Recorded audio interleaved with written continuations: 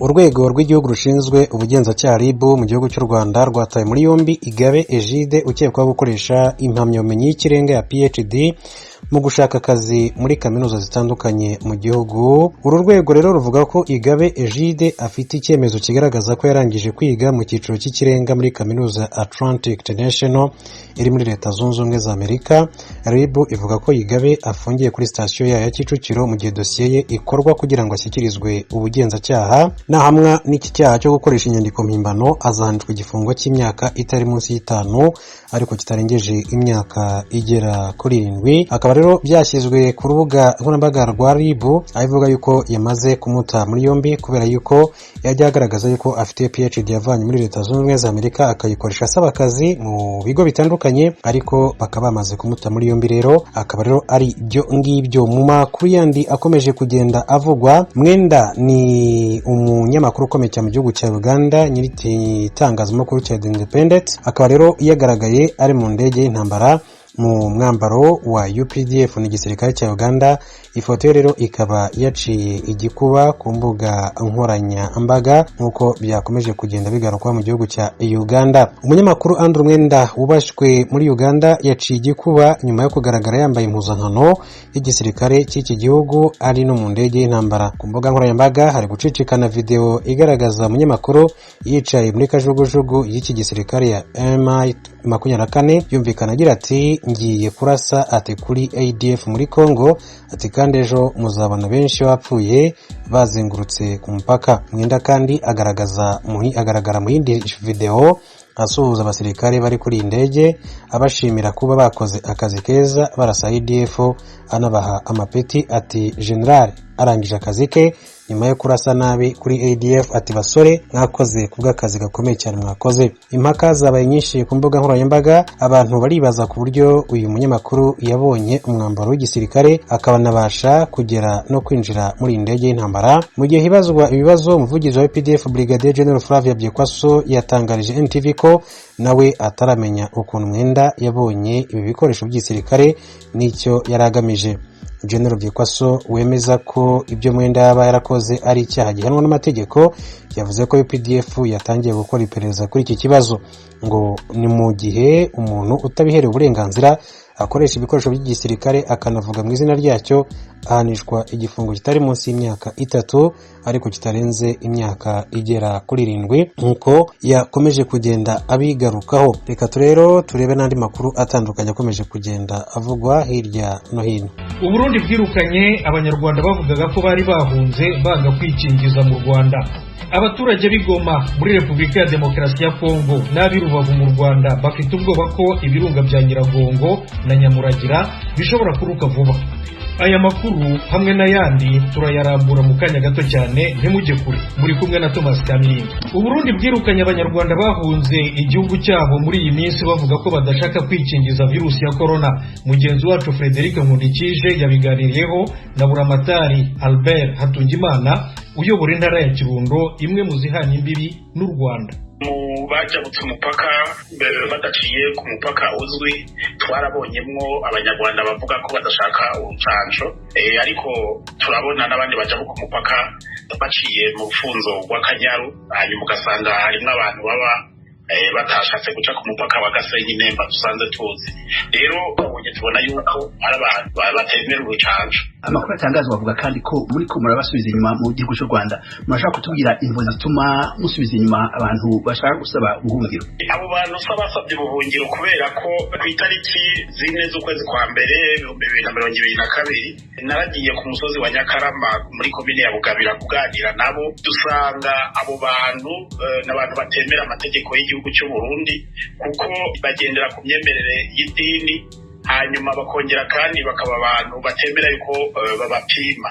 Rero twebwe mu gihugu cy'u Burundi umuntu yinjiye arapimwa nawe yaba yaciye ku Kinywabi, turamupima kugira ngo ntiyanduze abarundi.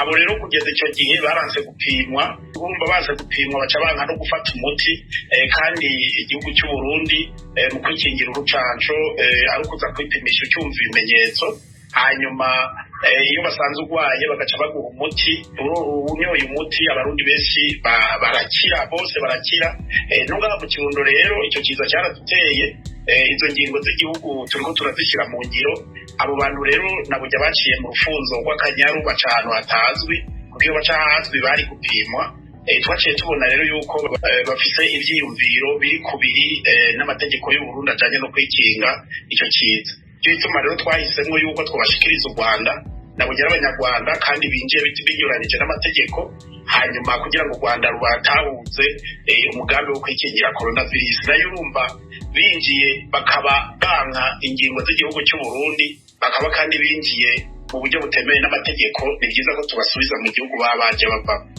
Muri iki gihe abamaze gusubizwa inyuma cyangwa abamaze kugerageza kwinjira ni bangana iki mushizemwo abo baca ku mipaka yemewe n'abaca ku mbibe zitemewe? Abo twabonye twaganiriye kandi banse no kwipimisha bashika 14 bamwe twabahaye intara y'amajyepfo kuko niyo baje bava muri district ya Nyanza, abandi twabacishije ku mupaka wa Gasenyi Nemba.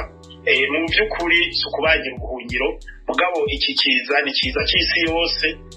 Isi yose yarafashe ingingo, igihugu cyose cyarafashe ingingo zijanye no kwikingira coronavirus.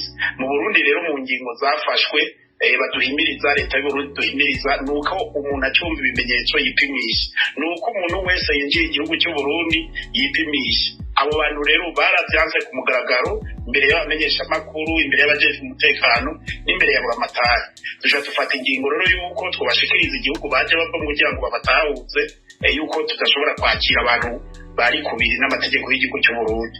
Muri iki gihe tuvugana hari ababandanya kugerageza kwinjira mu Burundi bahunze izo ntandago mu Rwanda.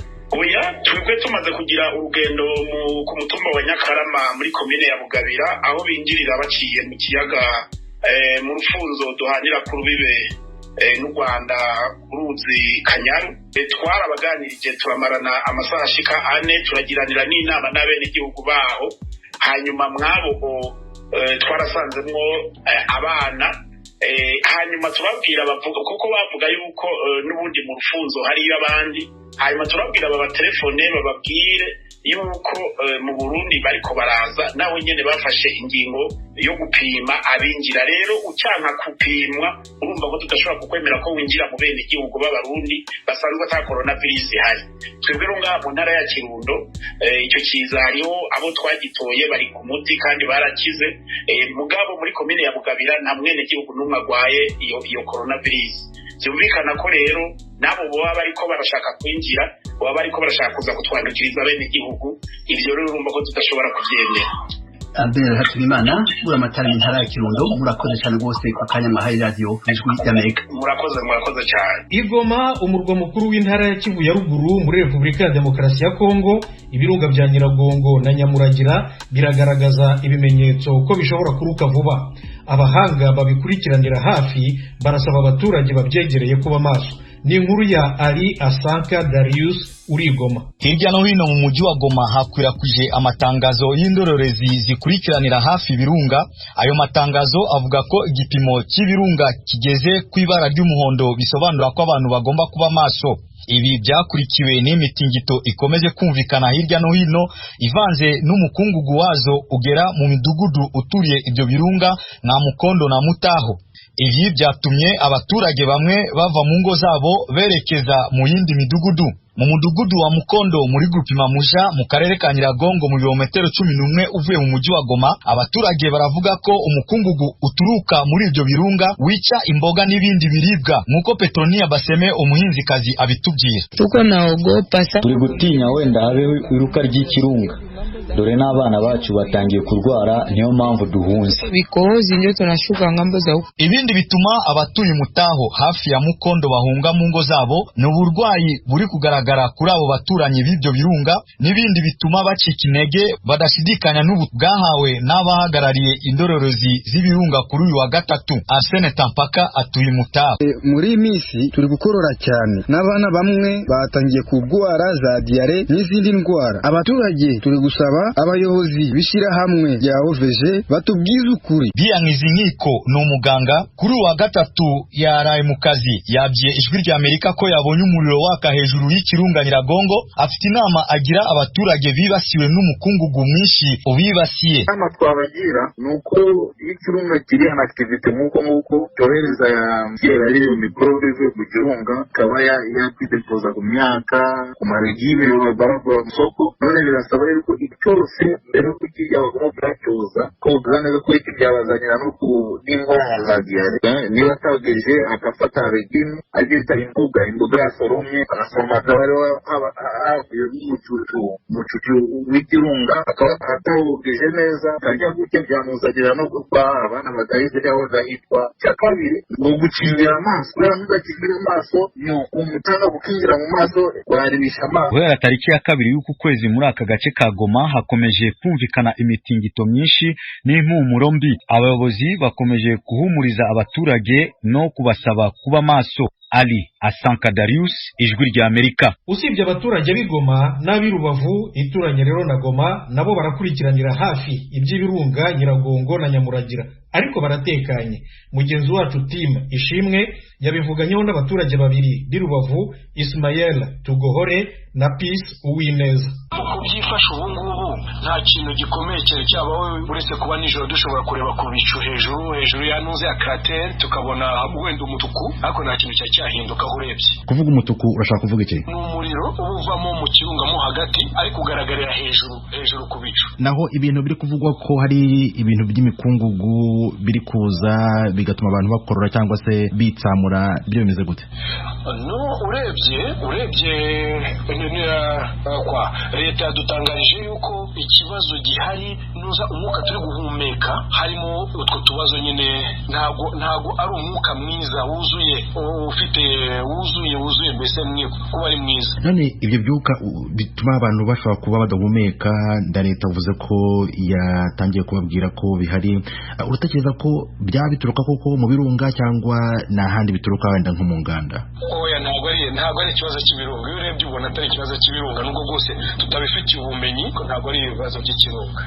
None abantu aho ngaho urabona babyakiriye gute? Urabona bafite ubwoba nkaho ibirunga bishobora kongera kuruka? No, abantu bari karume barakora imirimo yabo bameze neza, bari karume, nta kibazo rwose, abantu bari mu mirimo yabo. Kuko nko ku gice cy'Igoma aho bari kuvuga ko ibyo bintu bimeze nk'imikungu biri kujya no ku myaka mu murima bikayangiza, mwebwe aho ngaho Gisenyi ibyo ntabwo mwatangira kubibona? Oya, nitwe twatangira kubibona, yaba ku ndabyo yaba ku biti, ntabwo twe twatangira kubona ibyo bintu. Twabibonye igihe ikirunga cyarukaga, ibintu byinshi gihe twabibonye, imvura yagwa ukabona nyine iyo kurere y'ibyo bintu ku mawuwa ku biti ariko ubu ngubu ntabyo. Ni ukuvuga umuntu utari ku Gisenyi ushobora kumuhumuriza akaba yahatemberera nta kibazo? Oya cyane rwose, barahari. Ndi kuri Lake Kivu, iruhande rwa Lake Kivu, hari abashyitsi, hari abantu. Urabona ko na Gisenyi kubera ubunani, abantu baturutse hirya no hino baje gutembera, nta kibazo kabisa. Maze kuvugana na Ismael Tugohore navuganye na Peace Uwineza, nabambwira uko byifashe mu gace aherereyemo muri Rubavu. Twabyumvise mu makuru, tubona n'itangazo ubuyobozi bw'Igoma bwibwe muri Kongo banditse, ariko bimeze neza nta kibazo. Ibyo bintu by'imikungugu ntabyo muri kubona? Hameze neza, kereka wenda wije guhinduka ariko hameze neza. Uherereye ku Gisenyi hagana he? Hafi na Petite Barriere. Nta n'abantu wigeze wumva wenda bari mu kandi gace bavuga ko babonye ibyo bintu by'imikungugu bigatuma bakorora cyangwa se bikica imyaka mu mirima? Iri mu rugo umunsi yose niwe gisohoka, ariko ngeze mu mujyi ariko nta muntu wumva ibyo bintu. Twabyumvise ku maradiyo babivuga, twabonye itangazo batanze ko ikirunga kigiye kongera kuruka, ariko ntabwo turabibona. Urabona abantu babyakiriye gute byo ko ikirunga gishobora kongera kuruka? Hari ubwo ubona bafite ubwoba? Nyine biteye ubwoba, nyine twese biraduhangayikishije. Wenda dushobora kongera kubahamagara kugira ngo tumenye amakuru uko bimeze. Tuguhore Ismael nawe Peace Uwineza, ndabashimiye cyane ku mwanya mwahaye Ijwi rya Amerika kandi bifurije umwaka mwiza. Merci namwe kandi muzagira umwaka mushya muhire. Tukiri mu Rwanda, abagenzi bakoresha taxi moto mu mujyi wa Kigali baratangira kwishyura ku ikoranabuhanga guhera uyu munsi. Leta n'abatwara moto taxi ntibavuga rumwe ku nyungu zabyo. mugenzi wacu Eric Bagiruwubusa yaduteguriye inkuru irambuye. Ushingiye ku bisobanuro by'ikigo cy'igihugu gishinzwe imirimo imwe n'imwe ifitiye igihugu umumaro RURA, byumvikana ko gukoresha ikoranabuhanga rya mubazi kuri moto mu Rwanda hose biri mu mugambi wo gutimbataza ikoranabuhanga nk'intumbero igihugu cyihaye. Uyu ni Bwana Theoneste Njanga ushinzwe kurengera abaguzi mu kigo RURA. Nk'uko igihugu cyacu gikataje mu ikoranabuhanga duhereye mu buryo bwo gutwara abagenzi muri transport, tangiriye mu mabisi, mu mataxi voiture, igenda neza bijyanye na tap and go,